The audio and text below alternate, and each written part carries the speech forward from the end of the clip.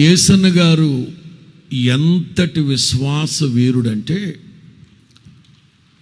ఓపికన్నంత కాలం కాలి నడకన పొలాల్లో పడి గ్రామాలకు తిరుగుతూ, భుజానికి డ్రమ్ము, నెత్తి మీద పెట్రోమాక్స్ లైటు, మరొక భుజానికి యాంప్లిఫైరు, వీపు మీద బాక్సులు బరకాలు కట్టుకొని ఒక 10-15 మంది పొలాల్లో పడి కాలి నడకన గ్రామాలు తిరిగి సేవ చేసి, ఇక నా వల్ల కావట్లేదు బాబోయ్ అనుకున్నప్పుడు ఇక ప్రార్థనలో పెట్టాడు, ప్రభువా మీరు నాకు ఒక సైకిల్ ఇస్తున్నందుకు స్తోత్రం. ఇప్పుడు విశ్వాసంలో కొద్దిపాటి విశ్వాసం ఉన్న వాళ్ళు ఏం చేస్తారు? చిన్న పేపర్ రాసుకొని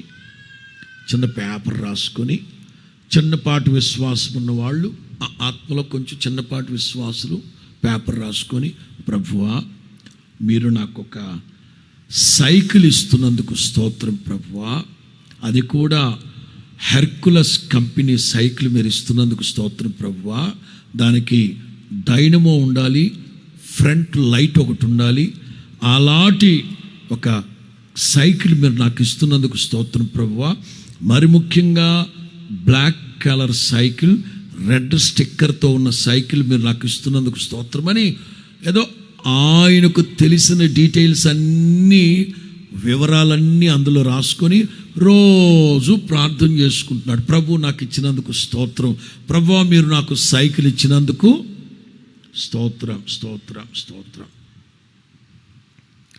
కొన్నాళ్ళు గడిచాక గుంటూరులో మార్కెట్ సెంటర్లో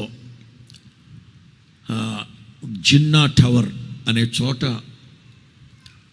సెకండ్ హ్యాండ్, థర్డ్ హ్యాండ్ బట్టలు అమ్ముతుంటారు ఇప్పటికీ.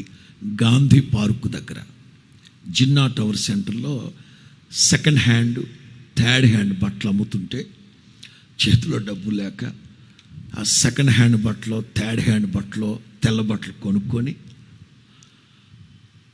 వేడివేడి సలసల కాగే నీళ్ళల్లో రోజంతా వాటిని ఉడకబెట్టి బ్లీచింగ్ వేసి శుభ్రం గుర్తుక్కొని వేసుకునేవాడు. అంటే పైసలు లేక, రైట్. ఆ బట్టలు కొనుక్కొని జిన్నా టవర్ దగ్గర నుంచి నడుచుకుంటూ మార్కెట్ సెంటర్కి వచ్చి, మార్కెట్ సెంటర్లో ఎర్ర బస్ ఎక్కి లేమల్లి వెళ్ళాలి. నడుచుకుంటూ వస్తూ ఉంటే ఒక ఇల్లాలు మార్కెట్లో కలిసి, వందనాలు బాబు అందట. వందనాలమ్మా. ఆవిడికి ఒక 40 ఏళ్ల పైబడిన వయసు, యేసన్న గారిది ఒక 30 ఏళ్ల వయసు. మంచి కుర్రాడు, పాలుగారే బొగ్గలు, మీసాలు తీసేసి ఎర్రగా బుర్రగా హిందీ యాక్టర్ ఉన్నట్టుండేవాడు.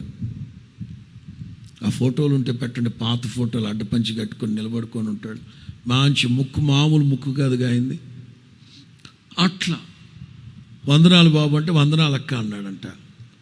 ఏం చేస్తుంటావు నువ్వు, సేవకుడివా? తెలిసి కూడా అలా అడుగుతావు ఏంటక్క?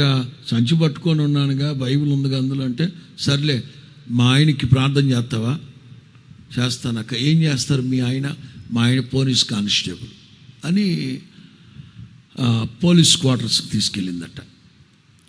తీసుకెళితే ఆయన మంచం మీద పడుకోబెట్టిన 2 కాళ్ళు పైకెత్తున్నారు, ఇట్లా కట్లు కట్టి 2 కాళ్ళు పైకెత్తున్నారు.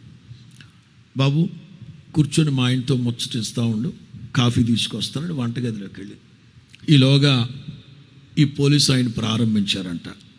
ఏం బాబు ఏం చేస్తుంటావు? సేవ చేస్తుంటానండి, మార్కెట్లో కనిపిస్తే మీకు ప్రార్థన చేయించడానికి మీ ఆవిడ తీసుకొచ్చింది ఇక్కడికి. ఇట్లాంటివి బాగానే చేస్తుంది నాయన, చూడ్డానికి మంచులాగా ఉంటుంది కానీ ముచ్చుది, మంటాడుతుంటుంది. ఏమైందండి? నాకు అసలు సైకిల్ తోడమే రాదయ్యా, సైకిల్ తోడడం రాదు. మా పోలీసు వాళ్ళందరికీ ప్రభుత్వం సైకిళ్ళు ఇస్తుంది, నేను వద్దని చెప్పేశా. తీసుకో, ఉత్త పుణ్యానికి వస్తుంటే ఎందుకు వద్దంటావు? నేను నేర్పిస్తా నీకు, తీసుకోమంది. వద్దే, అంత సాహసం వద్దే అని అన్నా. నా మాట వింటుందే? విసిగించింది. తీసుకొచ్చా, నేర్పిస్తానని సైకిల్ మీద కూర్చోబెట్టి నెట్టేసింది.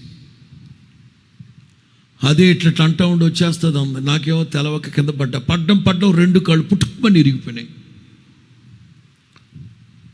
నీకు దండం పెడతాను పాప, ఆ సైకిల్ అక్కడ ఉంది, తీసుకెళ్ళు అన్నాడంట. వామ్మో, సైకిల్ తీసుకెళ్తే మీ ఆవిడ నన్ను బతకనిస్తుందా? ఇంకేమన్నానా? వద్దు బాబు, నాకెందుకు వచ్చిన గొడవ, నేను తీసుకెళ్ళానంట. ఈలోగా ఇళ్ళలో ఏమిటి మీ ముచ్చట్లు? ఏమీ లేదే, ఏమీ లేదు, ప్రార్థన చేయమంటున్నా అంటున్నాడు అతను. చివరికి ఆ ఇల్లాలే ప్రార్థన చేసి పుస్తల తాడు తీసుకొని, పతి ఏ ప్రత్యక్షత ఏమో నాయన, నేనే మా ఆయన కాళ్ళెర కొట్టా, వద్దే వద్దే వద్దే వద్దే అన్నాడు, నేనే ఎక్కించి నెట్టేశా. బాబు, నీకు సైకిల్ ఉందా సేవకి? లేదమ్మా అసలు.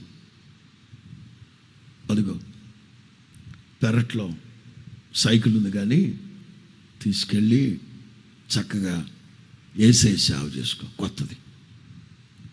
ఆ కిటికీలో చూసుకో. కిటికీ తెరిచి చూస్తే ఆయన పేపర్లో ఏదైతే రాసుకున్నాడో, ఏ డీటెయిల్స్ అయితే రాసుకున్నాడో, same to same Hercules, made in England, black colour, red sticker, dynamo, front light, everything same to same. ఇప్పుడు వాక్యానుసారంగా, అక్షరానుసారంగా నేను మాట్లాడాలి అంటే, వారి విశ్వాసమును అనుసరించండి అంటే, యేసన్న గారి సేవా జీవితంలో విశ్వాసాన్ని బట్టి వారు ఏ ఏ కార్యాలు పొందుకున్నారు అవి అనుసరించమని అర్థమవుతుంది.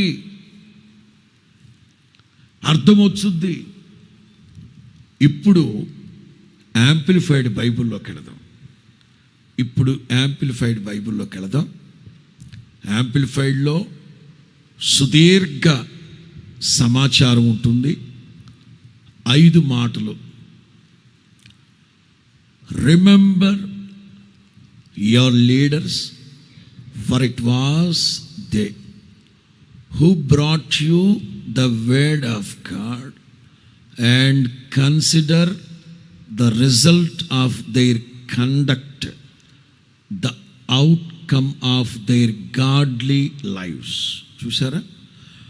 మీకు వాక్యాన్ని బోధించి మిమ్మల్ని దేవుని యొద్దకు నడిపించిన వాళ్ళ కండక్ట్, ప్రవర్తన, అండ్ గాడ్లీ లైవ్. మిమ్మల్ని వాక్యాన్ని బోధించి, మీకు వాక్యాన్ని బోధించి దేవుని యొద్దకు నడిపించిన సేవకుల యొక్క దైవత్వపు గుణలక్షణాలు, దైవత్వము యొక్క గుణగణాలు. మీకు వాక్యాన్ని బోధిస్తూ ఉన్న సేవకుల దైవత్వం ఉందా? అట్లాంటి గుణగణాలు ఉన్నాయా లేవా? తలంచండి.